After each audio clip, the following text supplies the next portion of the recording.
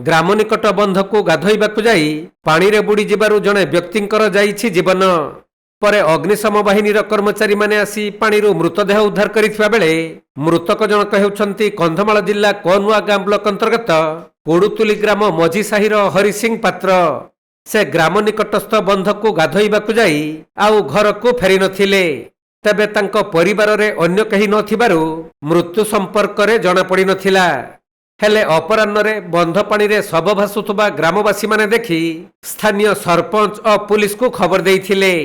खबर पाई पुलिस और सारंगगढ़ अग्निशम बाहिनी घटनास्थल रे पहुंची पानी भितरु हरिसिंह पात्रंक मृतदेह को उद्धार करी व्यवच्छेद पाई बालीगुड़ा उपखंड चिकित्सालय को पठाइछंती। एपटे कोनुआ गां पुलिस थाना रे एक अपमृत्यु मामला रुजु करिछंती।